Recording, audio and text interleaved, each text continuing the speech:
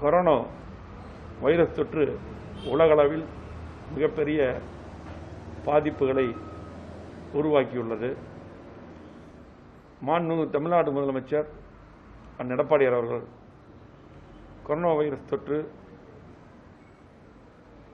சைனாவில் ஆரம்பித்ததிலிருந்து இங்கே தமிழகத்தில் மத்திய அரசு வழிகாட்டுதல்படி போர்க்கால அடிப்படையில் நடவடிக்கை எடுத்தார்கள். அது மட்டுமல்லாமல் ஒவ்வொரு மாவட்டமாக நேரடியாக சென்று கொரோனா வைரஸ் நோய் தொற்றை கட்டுப்படுத்துவதற்கு நேரடியாக ஆய்வுக் கூட்டங்கள் நடத்தி பல்வேறு ஆலோசனைகள் வழங்கி போர்க்கால அடிப்படையில் நடவடிக்கை எடுத்து வருகிறார்கள். நம்முடைய கோவை மாவட்டத்திலும் மாண்பு முதலமைச்சர் அவர்கள் இங்கே வந்து அந்த ஆய்வுக் கூட்டத்தை நடத்தினார்கள். மாண்பு முதலமைச்சர் எடுத்து வரும் நடவடிக்கையின் காரணமாக குணமடைந்து வருவர்களின் எண்ணிக்கை அதிகமாகவும் உயிரிழப்பு குறைவாகவும் உள்ளது. இந்தியாவில் கோவை மாவட்டம் சிறு குறு மற்றும் நடுத்தர தொழில் நிறுவனங்கள் மையமாக திகழ்கிறது. இதன் காரணமாக நாள்தோறும் தொழிலாளர்கள் பொதுமக்கள் வெளிமாநிலங்களிலிருந்து வெளிமாவட்டங்களிலிருந்தும் அதிக அளவில் பயணம் மேற்கொண்டுள்ளனர். இந்தியாவிலே தமிழ்நாட்டில் தான் கொரோனா வைரஸ் தொற்று பரிசோதனை அதிக அளவில் மேற்கொள்ளப்படுகிறது. கோவை மாவட்டத்திலே கொரோனா வைரஸ் நோய் தொற்று கட்டுப்பாட்டில் இருந்தது. சமீப காலமாக வெளி மாநிலத்திலிருந்து வந்தவர்கள் வெளி மாவட்டத்திலிருந்து சென்னை போன்ற வேறு மாவட்டத்திலிருந்து வந்தவர்களால் இன்றைக்கு அந்த தொற்று வேகமாக பரவி வரக்கூடிய சூழ்நிலை ஏற்பட்டுள்ளது. சென்னையிலே தொற்று அதிகமாக இருக்கும் பொழுதும் கூட இன்னைக்கு முதலமைச்சர் மேல் அதே போல பல்வேறு விமர்சனங்களை எல்லாம் துறை மேலெல்லாம் வைத்தார்கள், எதிர்கட்சியை சேர்ந்தவர்கள். ஆனால் முதலமைச்சருடைய வழிகாட்டுதல் பேரில் சென்னையிலே இன்றைக்கு போர்க்கால அடிப்படையிலே சிறப்பான முறையிலே காய்ச்சல் முகாம் அதிகமாக பரிசோதனை எல்லாம் நடத்தி இன்றைக்கு சென்னையிலே தொற்று வெகுவாக இன்றைக்கு அம்மா அரசு முதலமைச்சர் எடுத்த நடவடிக்கையின் காரணமாக குறைக்கப்பட்டிருக்கிறது. அதே போல் மதுரை போன்ற மாவட்டங்களிலும் தொற்று அதிகமாக இருந்து படிப்படியாக குறைக்கப்பட்டிருக்கிறது. கோவை மாவட்டத்திலும் இன்றைக்கு தொற்று அதிகமாக இருந்தாலும் கூட அதிகமான இன்றைக்கு பரிசோதனை இங்கே செய்யப்படுகிறது. அதிகமான பரிசோதனை செய்யப்படும் பொழுதுதான் இன்றைக்கு நோயாளிகள் கண்டுபிடிக்கப்படுவார்கள். அதான் முதலமைச்சர் உத்தரவிட்டார். அதாவது கேஸ் அதிகமாக வந்தாலும் பரவாயில்ல, நீங்கள் பரிசோதனை அதிகப்படுத்துங்கள் என்று முதலமைச்சர் உத்தரவிட்டார். அதன் காரணமாக முதலமைச்சர் வழிகாட்டுதல் சென்னையெல்லாம் குறைஞ்சது. அந்த அடிப்படையிலே இன்றைக்கு கோவை மாவட்டத்திலும் இன்றைக்கு பரிசோதனை அதிகப்படுத்தப்பட்டு வருகிறது. இன்றைக்கு கோவை மாவட்டத்தில் சுமார் 6000 நபர்களுக்கு தினமும் பரிசோதனை செய்யப்படுகிறது. கோயம்புத்தூர் மாவட்டத்தில் இதுவரை 9344 சிறப்பு காய்ச்சல் முகாம்கள் நடத்தப்பட்டு 9,90,317 நபர்களுக்கு மருத்துவ பரிசோதனைகள் மேற்கொள்ளப்பட்டிருக்கிறது. கொரோனா தொற்று பாதிப்பு தடுப்பு பணிகளை மேற்கொள்ள கோயம்புத்தூர் மாவட்டத்தில் மாநகர பகுதிகளை 5 மண்டலமாகவும் ஊரக பகுதிகளை 5 மண்டலமாகவும் பிரித்து மாவட்ட வருவாய் அலுவலர் நிலையில் 5 அலுவலர்கள், துணை ஆட்சியர் நிலையில் 5 அலுவலர்கள் நியமனம் செய்யப்பட்டு கண்காணிப்பு பணி மேற்கொள்ளப்பட்டு வருகிறது. கோயம்புத்தூர் மாவட்டத்தில் இதுவரை 2,62,412 நபர்களுக்கு கொரோனா வைரஸ் தொற்று பரிசோதனை மேற்கொள்ளப்பட்டதில் தற்போது வரை 20,393 நபர்களுக்கு இன்றைக்கு வைரஸ் தொற்று உறுதி செய்யப்பட்டிருக்கிறது. அவர்கள் மருத்துவமனைகள் சிகிச்சை பெற்று 16,162 நபர்கள் நோய் தொடர்பில் இருந்து இன்றைக்கு பூரண குணமடைந்து வீடு திரும்பியுள்ளார். பல்வேறு நோய் இருந்த காரணத்தினால் 332 நபர்கள் கொரோனா வைரஸ் தொற்று பாதிக்கப்பட்டு சிகிச்சை பலனின்றி உயிரிழந்துள்ளனர். இது கூட பார்த்தீங்கன்னா கொரோனா வைரஸ் தொற்று மட்டுமல்ல, பல்வேறு நோய்கள் அவர்களுக்கு இருந்த காரணத்தினால் இந்த அவர்கள் இறப்புக்கு ஒரு காரணம் இருந்தாலும் கூட இந்த காய்ச்சல் முகாம் எதுக்கு நடத்துகிறோம்னா உடனடியாக வீடு வீடாக போய் தேடி கண்டுபிடிச்சு கொண்டு வரோம். அதே போல் பொதுமக்களும் காய்ச்சலோ தலைவலியோ இருக்கிற உடனடியாக நீங்கள் வந்து பரிசோதனை செய்து அப்படி இருந்தால் உடனடியாக நீங்கள் மாவட்ட நிர்வாகத்தை அணுகி நீங்கள் நேராக வந்துடணும். அப்படி ஆரம்ப கட்டத்திலே வந்துட்டால் கண்டிப்பாக நம்ம உயிரை காப்பாற்றிடுறோம். கோவை மாவட்டத்தில் இந்த சிறப்பான முறையிலே நம்ம சிகிச்சை தரோம். பார்த்தீங்கன்னா இந்த இஎஸ்ஐ மருத்துவமனை, அதே போல் இன்றைக்கு கொடிசியா வளாகம், அதே போல் இன்னும் ஈசா யோகம், அதே போல் பார்த்தீங்கன்னா காருண்யா, இன்றைக்கு பல்வேறு கல்லூரிகள் இன்றைக்கி பல்வேறு இடங்கள் நம்ம வந்து படுக்கையை ரெடி பண்ணி இப்போ 9178 படுக்கை வசதிகள் ஏற்படுத்தப்பட்டிருக்கிறது.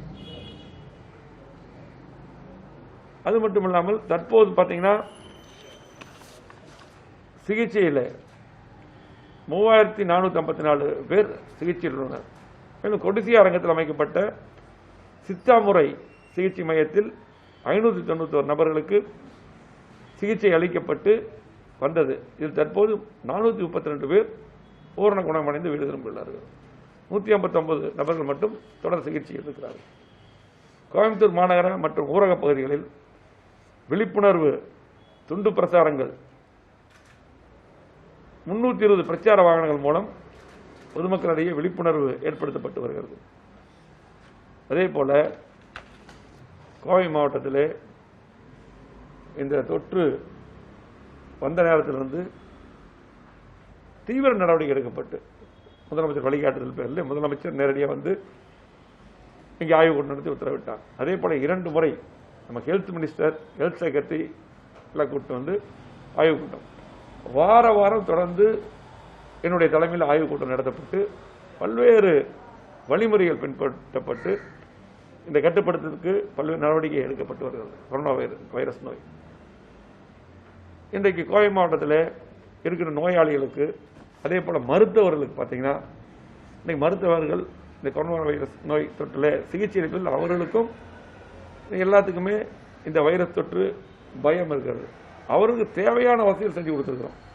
மருத்துவர்களுக்கு அவர்கள் தங்குவதுக்கெல்லாம் ஸ்டார் ஹோட்டலில் ரூம் போட்டு கொடுத்து அவங்களுக்கு என்னென்ன வசதி வேணுமோ செஞ்சு கொடுத்துருக்குறோம். ஏன்னா இன்றைக்கி மருத்துவர்கள், உள்ளாட்சி பிரதிநிதிகள், அதே போல் பார்த்தீங்கன்னா பல்வேறு இதுக்காக ஒத்துழைத்த பல்வேறு பிரதிநிதிகள், சுகாதார பணியாளர்கள் அத்தனை பேருமே, அதே போல் மருத்துவ பணியாளர்கள், செவிலியர்கள், இவங்க எல்லாருமே அர்ப்பணிப்போடு பணியாற்றி வருகிறார். ஆகவே அவர்களுக்கு தேவையான வசதிகள் செய்து கொடுக்கப்பட்டது. அதே போல் இன்றைக்கு கோயம்புத்தூர் மாவட்டத்தில் பார்த்தீங்கன்னா இஎஸ்ஐ, கொடிசியா போன்ற அரசு உருவாக்கக்கூடிய அந்த மருத்துவ மையங்களில் நோய் எதிர்ப்பு சக்தியை அதிகரிக்கும் வகையில் உணவுகள் தொடர்ந்து வழங்கப்பட்டு வருகிறது. தரமாக வழங்கப்பட்டு வருகிறது. மற்ற மாவட்டங்கள் பார்த்தீங்கன்னா பாராட்டுத்தக்க வகையிலே இன்றைக்கு பார்த்தீங்கன்னா நம்முடைய கோவை மாவட்டத்திலே பார்த்தீங்கன்னா இன்றைக்கி புகழ்பெற்ற சமையல்காரர் மாதம்பட்டி தங்கவேல் தான். அவர் வச்சு தான் சமைச்சு உணவே கொடுக்குறோம். கொரோனா நோயாளிகளுக்கு பார்த்தீங்கன்னா காலையில் 6:30 மணிக்கு பால் அல்லது அரிசி கஞ்சி அவருடைய விருப்பப்படி, காலை 8 மணிக்கு பார்த்தீங்கன்னா கபசர குடிநீர், காலை 8:30 மணிக்கு பொங்கல் அல்லது இட்லி, ஊத்தாப்பம், உப்புமா, வெங்காய ஊத்தாப்பம், பூரி, ரொட்டி, இடியாப்பம் ஏதேனும் 2 வகை, தேங்காய் சட்னி, தக்காளி சட்னி, சாம்பார், சுண்டல் மசாலா இருணும். காலை 10 மணிக்கு வைட்டமின் சி பானம், வாழைப்பழம், சாத்துக்குடி, 10:30 மணிக்கு இஞ்சி எலும்பிச்சை சாறு அல்லது சத்துமாவு கஞ்சி, நண்பகல் 12 மணிக்கு மிளகு ரசம், மதிய உணவு 1 மணிக்கு சாப்பாடு, சாம்பார், ரசம், காய்கறி பொரியல் அல்லது தக்காளி சாதம், தேங்காய் சாதம், காய்கறி நெய் சாப்பாடு ஏதேனும் ஒன்று மற்றும் தயிர் சாதம், ஒரு வேக வைத்த முட்டை. 4 மணிக்கு டீ, போன்விட்டா, காய்கறி சூப் மற்றும் சுண்டல். இரவு 8 மணிக்கு சப்பாத்தி, தோசை, கிச்சடி, ரொட்டி ஏதேனும் 2. காய்கறி குருமா, சட்னி, சாம்பார். குழந்தைகளுக்கு பால், அரிசி கஞ்சி மற்றும் பிஸ்கெட் எப்போது கேட்டாலும் வழங்கப்படுகிறது. இப்படி அந்த பாதிக்கப்பட்ட நோயாளிகளை, நம்முடைய மாவட்ட மக்களை இன்றைக்கு நாம் பாதுகாத்து தேவையானதை இன்றைக்கு தரமான முறையில் கொடுத்து பாதுகாத்து வருகிறோம். சிகிச்சையும் பார்த்தீங்கன்னா இன்றைக்கு மருத்துவர் செவிலியர்கள்லாம் சிறப்பான முறையில் பணியாற்றி வருகிறார். அதே போல் இந்த தொற்று ஆரம்பித்ததுமே கோவை மாவட்டத்தில் எந்த மாவட்டத்திலும் இல்லாத அளவுக்கு இன்னைக்கு முதலமைச்சர் எடப்பாடியார் உத்தரவுக்கிணங்க, துணை முதலமைச்சர் OPS உத்தரவுக்கிணங்க எங்களது அனைத்து இந்திய அண்ணா திராவிட முன்னேற்ற கழகத்தின் சார்பாக கிட்டத்தட்ட 8 லட்சத்துக்கு மேற்பட்ட குடும்பங்களுக்கு மாவட்டம் முழுவதும் இன்றைக்கு அவங்களுக்கு தேவையான உணவுப் பொருள், காய்கறி போன்ற அந்த கிட்டு கொடுத்தோம். இந்த வறுமை கோட்டுகளுக்கு நடுத்தர மக்களுக்கு எல்லாத்துக்கும் அந்த கிட்டு கொடுத்தோம். கிட்டத்தட்ட 8 லட்சம் குடும்பங்களுக்கு கொடுத்தோம். அதே போல் இப்போ பார்த்தீங்கன்னா இன்றைக்கு ஒவ்வொரு குடும்பத்துக்கும் கிட்டத்தட்ட 12 லட்சம் குடும்பத்துக்கு மாவட்டம் முழுவதும் இன்றைக்கு மருத்துவ கிட்டு ஒன்று கொடுக்குறோம். அதில் பார்த்தீங்கன்னா கபசர குடிநீர் பாக்கெட் இருக்கும், வைட்டமின் C இருக்கும், ஜிங்க் டேப்லெட் இருக்கும், ஆர்சானிக் ஆல்பம். இன்னைக்கு இந்த மாதிரி ஒரு கிட்டு ஒவ்வொரு குடும்பத்துக்கும் கொடுக்க ஆரம்பிச்சிருக்கோம்.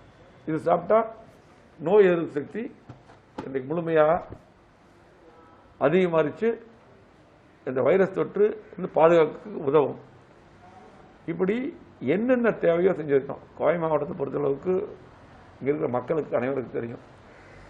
இன்றைக்கி அம்மா அரசு வந்த பின்னால், அதே போல் அதுக்கு பின்னால் மாண்பு முதலமைச்சர் எடப்பாடியார் அவர்கள் வந்த பின்னால், நான் அமைச்சராக அம்மா ஒரு வாய்ப்பு கொடுத்த பின்னால் கோவை மாவட்டத்திலே எண்ணற்ற திட்டங்களை செய்திருக்கிறோம். 50 ஆண்டு காலத்தில் இல்லாத வளர்ச்சியை கோவை மாவட்டத்துக்கு கொடுத்துக்கிறோம். மனசாட்சியோடு எங்களுக்கு அம்மா அவர்கள் தந்த பதவியை மாவட்ட மக்களுக்கு இன்றைக்கு என்னென்ன திட்டங்கள் கொண்டு வர முடியும் அத்தனை திட்டங்களும் கொண்டு வந்து கொடுத்துருக்கோம். இன்னைக்கு இந்த அளவுக்கு வளர்ச்சி எங்கேயும் கிடையாது. அந்த அளவுக்கு கொண்டு வந்திருக்கிறோம். இன்னும் கொண்டு வந்து சிறப்பான முறையில் பணியாற்றுகிறோம். இந்த கொரோனா வைரஸ் நோய் தொற்று இன்றைக்கு அமெரிக்கா போன்ற வளர்ந்த நாடுகளில் கட்டுப்படுத்த முடியாமல் இருந்தாலும் நம்முடைய முதலமைச்சர் எடப்பாடியார் அவர்கள் இன்றைக்கு அவர் உயிரை பற்றி பயப்படுறதில்லை, தன்னை பற்றி பயப்படுறதில்லை. துணிச்சலாக மாவட்டமாக போய் பல்வேறு சுழன்று பணியாற்றி வருகிறார்கள். அதே போல் நாங்களும் படித்தான் எங்கே வேணாலும் போகிறோம். இன்றைக்கு மாவட்ட மக்களை காக்க வேண்டும், தமிழ்நாட்டு மக்களை காக்க வேண்டும் என்பதுதான் குறிக்கோள். எங்களை பொறுத்த கோவை மாவட்ட மக்கள் என்றைக்கும் அம்மா எப்படி காத்தார்களோ அதே போல் மாவட்ட மக்கள் எங்கள் மேல் அன்பு வைத்திருக்கிறார்கள், எங்களை எல்லாம் உருவாக்கியிருக்கிறார்கள். அவர்களுக்கு இந்த திட்டங்கள் மட்டுமல்ல, இதிலிருந்து முழுமையாக நாங்கள் கேட்டுக்கொள்வதெல்லாம் ஒன்று தான். மாவட்ட மக்கள் விழிப்புணர்வு நடவடிக்கை நாங்கள் எடுத்தாலும் கூட தனி மனித சுகாதாரம், சமூக இடைவெளி, வெளியில் செல்லும்போது கட்டாயம் முகக்கவசம் அணிய வேண்டும். வெளியில் சென்று திரும்பிய பின் கைகளை சுத்தமாக, கை கால்களை சுத்தமாக கழுவ வேண்டும். இன்றைக்கு பார்த்தீங்கன்னா இது முழுமையாக மாஸ்க் போட்டுட்டு எதிர்க்க வரவங்க மாஸ்க் போட்டு முகக்கவசம் போடுறவங்க மட்டும் நீங்கள் பேசுங்க. முகக்கவசம் போடலைன்னா உங்கள்கிட்ட பேசாதீங்க, எந்த வேலையும் இருந்தாலும் பேசாதீங்க. முகக்கவசம் இருந்தால் நமக்கு 95% தொற்று வராது. ஆகவே அதை நல்ல முறையில் நம்ம ஃபாலோ பண்ணால் மிகப்பெரிய உதவியாக இருக்கும். இன்றைக்கு பார்த்தீங்கன்னா இன்றைக்கி போக்குவரத்தெல்லாம் இன்றைக்கி நம்ம எல்லாமே விடக்கூடிய சூழ்நிலை வந்துருச்சு. அதே போல் இன்றைக்கி எல்லாமே மற்ற மால்கள், கடைகள் எல்லாம் இன்றைக்கி எப்போ போல் இயங்கக்கூடிய ஒரு சூழ்நிலை உருவாகிருக்கு. இப்போ அதிக கவனமாக இருக்கணும். அதிக கவனமாக இருந்து நம்ம எச்சரிக்கையாக இருந்தால் கண்டிப்பாக இந்த தொற்றுலேருந்து காத்துக்கலாம். கண்டிப்பாக இன்றைக்கி அதிகமான நம்ம டெஸ்ட் பண்ணுறோம். இன்றைக்கி டீம் ஃபுல்லாக போட்டுட்டோம். இன்றைக்கி ஒவ்வொரு பகுதிக்கும் குழு போட்டோம். காய்ச்சல் முகாம் இன்றைக்கு தொடர்ந்து தினமும் அதிகமான முகாம் நடத்துகிறோம். வீடு வீடாக போய் செக் பண்ணுறதுக்கு டீம் போட்டோம். ஆகவே முழுமையாக இந்த தொற்றை படிப்படியாக குறைத்து விடுவோம். ஆனால் நம்முடைய பொதுமக்களுடைய ஒத்துழைப்பு முழுமையாக தேவை.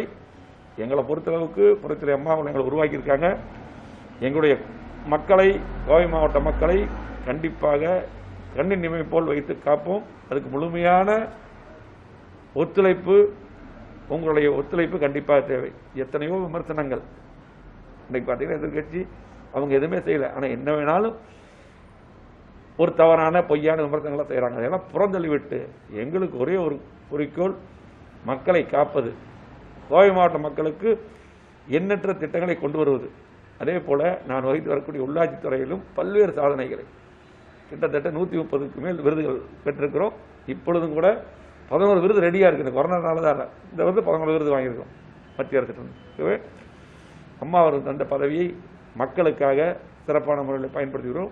மீண்டும் ஒரு முறை கண்டிப்பாக முகக்கவசம் அணிய வேண்டும், தனிமனித இடைவெளி கடைபிடிக்க வேண்டும், கைகளை சோப்பு போட்டு சுத்தமாக கழுவ வேண்டும். கண்டிப்பாக இதை கடைபிடிக்க வேண்டும். முதலமைச்சர் எடப்பாடியார் அவர்கள் சொன்ன உத்தரவை கடைபிடிக்க வேண்டும் என்று கூறி விடைபெறுகிறேன். நன்றி, வணக்கம். வெஜ் மற்றும் நான்வெஜ் சமையல் குக்கிங் ரெசிபிகளை தமிழ் குக்கிங் ரெசிபி சேனலில் கண்டு மகிழுங்கள். சேனலை காண கீழே உள்ள லிங்கை கிளிக் செய்யுங்கள்.